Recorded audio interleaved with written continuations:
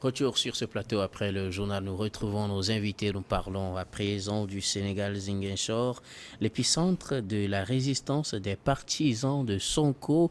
Ces 2 dernières semaines ont été un peu mouvementées dans les affaires Sonko, affaires de diffamation, affaires Adissar, et surtout dans l'affaire Adissar où Sonko devait comparaître, mais qui a été reporté au mardi prochain. Nous savons que Ziguinchor, qui est son fief, a vraiment été en ébullition. 3 morts à la suite des manifestations. Alors, j'ai une question à vous poser.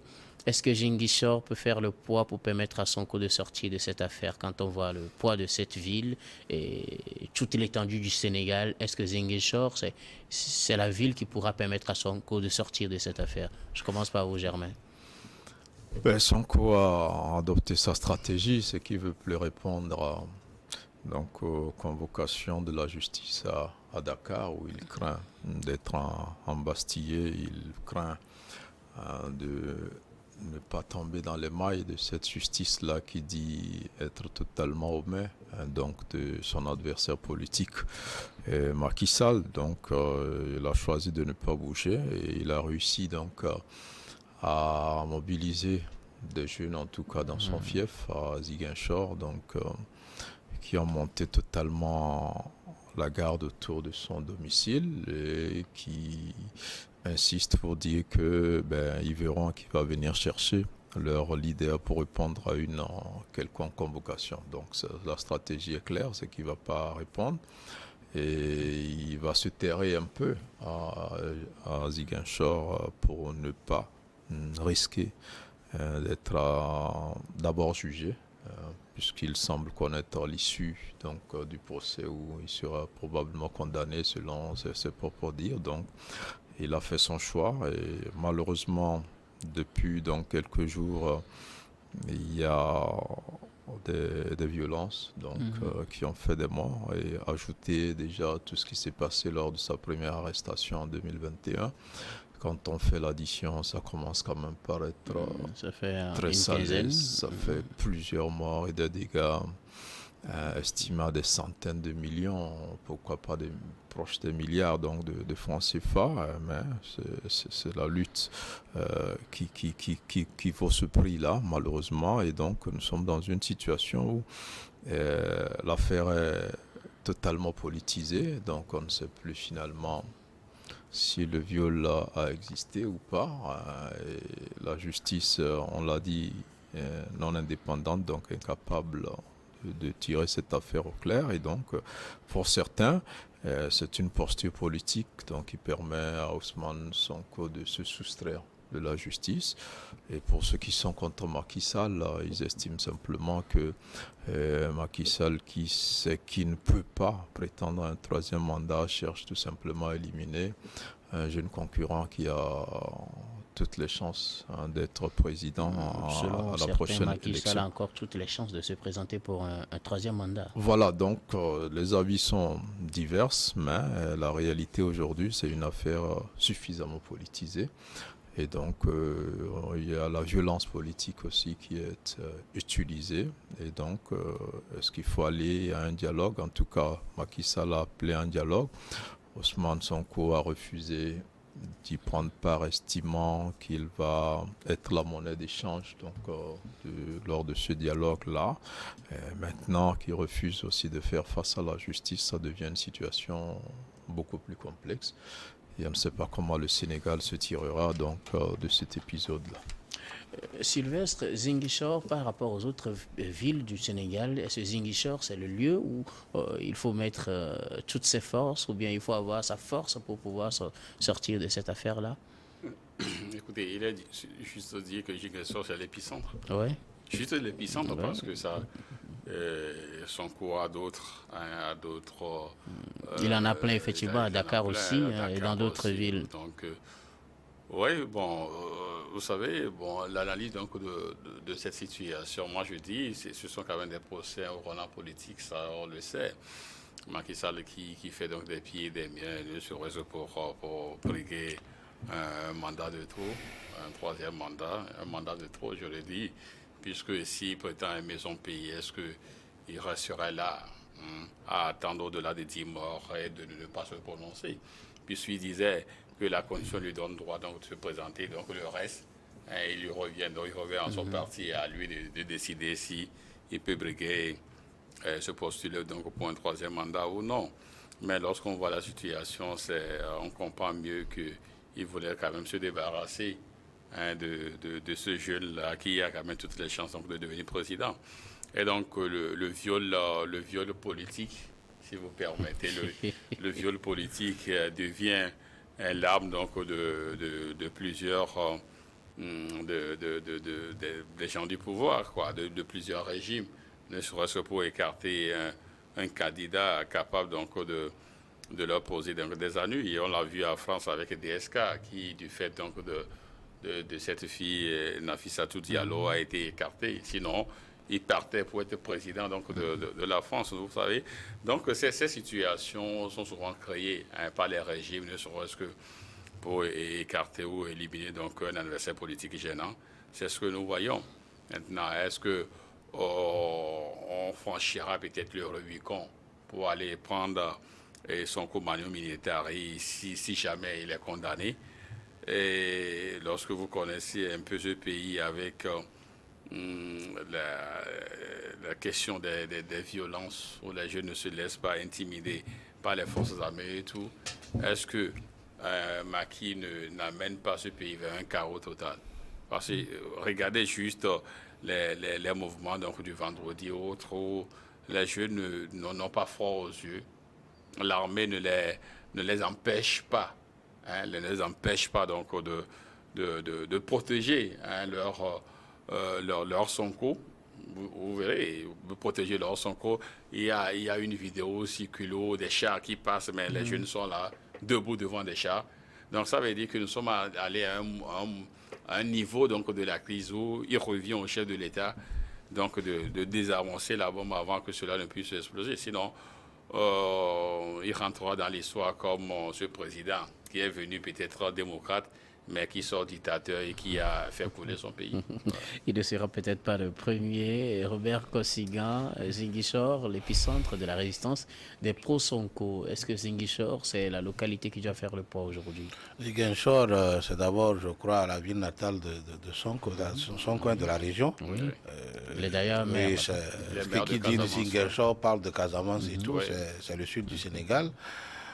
Mais je ne vois pas d'un bon œil la stratégie de Sonko parce que, vous savez, si vous êtes politique, il faut aussi être stoïque devant certaines situations et prouver à l'opinion nationale et internationale que, voilà, vous êtes responsable devant les institutions de votre pays. Il ne peut pas vouloir diriger le Sénégal et vouloir se soustraire de la justice. Parce que il ne fait pas confiance à la justice. Écoutez-moi, vous savez, c'est le propre des opposants africains. Ils pensent que la robe politique de l'opposition leur suffit pour se soustraire de la justice, ce qui n'est pas normal. Sonko, quand je reprends le premier procès contre ce ministre-là, c'est lui-même qui a fait une émission dans laquelle il a accusé formellement alors ce ministre-là d'avoir je ne sais pas, détourné des fonds publics, et il a même étayé alors son argumentaire comme quoi il avait des preuves de l'IGE. Dans le temps, après il dit non, c'est le rapport du ministère des Finances qui n'a jamais sorti une seule fois, même au cours du procès, il a évité à tout prix le contradictoire. Donc moi je dis, oui, Sonko veut être président, mais il donne trop d'énergie dans cette histoire de défiance vis-à-vis des institutions du Sénégal. Ce n'est pas bien. Ensuite, vous voyez, tous ces morts à cause de Sonko. C'est Sonko qui organise ces jeunes autour de lui. Peut-être qu'à Dakar, il est en train de perdre la main. C'est pourquoi il est parti se terrer là-bas, comment on l'appelle, à Ziguinchor. Non, mais la mobilisation continue à Dakar aussi. Mais vous savez, moi j'ai dit, jusqu'alors, moi je n'ai pas encore peur parce que le Sénégal n'appartient pas ni à Macky Sall, ni à Sonko. Il y a des détenteurs de pouvoir, au Sénégal. Je veux parler des marabouts. Le moment venu, les marabouts vont ramener la paix. Mais j'ai dit une chose, la posture de Sonko n'est pas à copier, n'est pas du tout bonne. C'est ce que font les opposants. Tout opposant africain se met dans ce sale rôle où on ne veut pas répondre à la justice parce qu'on se dit politique, parce qu'on se dit opposant. Ce n'est pas toujours bien, ce n'est pas souhaitable. Alors, même dans ce procès à Dissa, il y a ses avocats.